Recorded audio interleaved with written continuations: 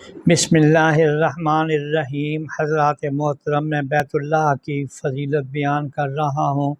ایک مجھے شعر ابھی یاد آیا ہے، سن لیجئے۔ دنیا کے بت کدے میں پہلا وہ گھر خدا کا، ہم اس کے پاسباں ہیں وہ پاسباں ہمارا۔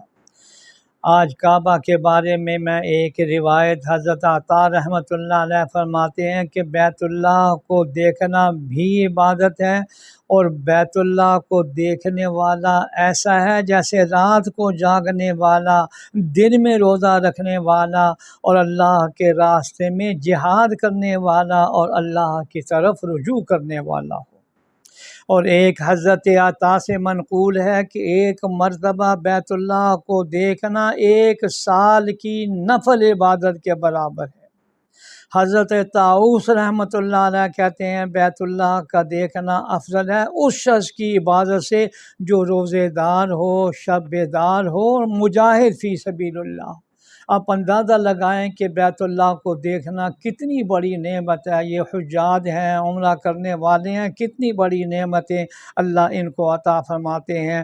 جو لوگ فرض ہونے کے باوجود حج نہیں کرتے، حج فرض ہے اور پھر سستی کرتے ہیں، اول تو وہ سخت گناہ گار ہیں، دوسرے پھر وہ بیت اللہ کی زیارت سے، اس کی زیارت کے عظیم ثواب سے محروم ہے۔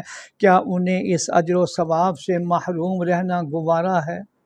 حضرات محترم، بیت اللہ کا دیکھنا ثواب، بیت اللہ کی طرف منہ کرنا ثواب، بیت اللہ میں بیٹھ کر اور پھر بیت اللہ میں ایک نیکی کا ثواب 1,00,000 نیکیوں کے برابر مل جاتا ہے۔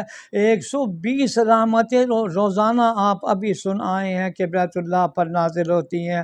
یا اللہ، جو لوگ بھی عمرہ اور حج کے لیے جائیں ان کو بیت اللہ کی یا اللہ زیادہ سے زیادہ فضیلت حاصل کرنے کی توفیق عطا فرمائے۔